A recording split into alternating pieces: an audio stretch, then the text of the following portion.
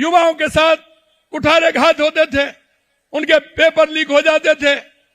युवा क्या मन में सोचता था, मैं आपसे इतना ही कहना चाहता हूं, जब उनके लोग पकड़े जा रहे हैं, लगातार हो रहे हैं ना,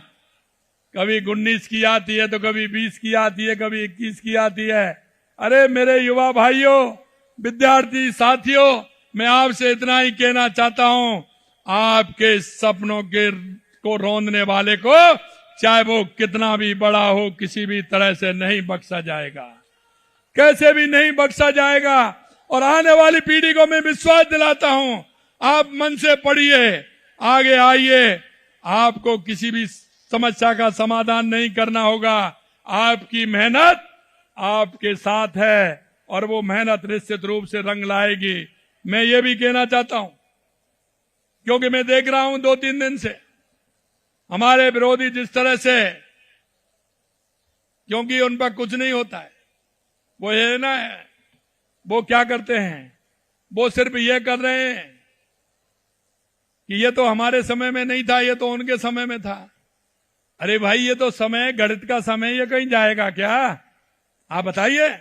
ये तो गणित का समय है, कब होगा कब नहीं होगा ये तो पूरा पता लग जाएगा। और मैं आपको भी कहना चाहता हूं, आप इतने जोर से कह रहे हैं, मैं भी जोर से ही कह रहा हूं आपको, अरे कितना भी बड़ा हो, अगर जिसने गलत किया है, चाहे अधिकारी हो, चाहे कोई नेता हो, चाहे कोई कैसा भी व्यक्ति हो, जिन्होंने मेरे युवाओं के साथ चोट किया है, उसको किसी भी प्रकार से नहीं छोड़ा जाएगा, नहीं छोड़ा जाएगा। क्योंकि आपको पता नहीं है, क्योंकि आप नहीं जानते हैं, मेरे उस किसान की पीड़ा को नहीं जानते हैं, मेरे उस गरीब की पीड़ा को नहीं जानते हैं, जो मेरा गरीब रात के अंधेरे में मेरे विद्यार्थी को पढ़ाने के लिए पड़ोस के किसी भाई से सूद पर पैसा लेकर के आता है, उसको नहीं जानते हैं। मैं जानता हूं, मैंने देखा है, मैंने भोगा है, इसलिए उसके सपनों को कैसे भी रौंदा नहीं जाएगा। मेरे किसान और मजदूर के वो विद्यार्थी जिन्होंने सपना देखा है अपने माता पिता की सेवा का, माता पिता के सहयोग करने का, उनके सपने जब रौंद जाते हैं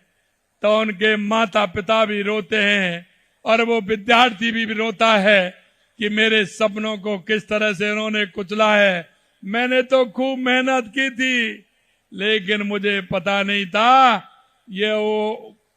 OMR सीट में इतना परिवर्तन हो जाएगा। ए मेरे भाइयों, मैं आपके दुख को समझता हूं और इसलिए मैं बार बार कहता हूं,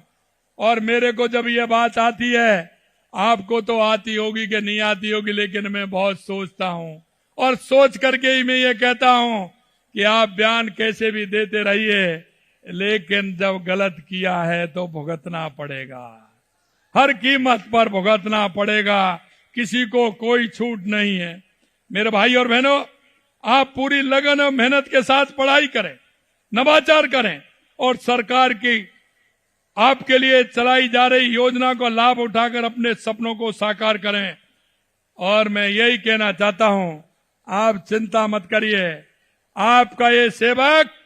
ये आपका भाई, आपका चाचा, आपका काका हर समय आपके साथ खड़ा है, कोई चिंता करने की जरूरत नहीं है। एक बार मैं पुनः आपको बसंत पंचमी की शुभकामनाएं देता हूं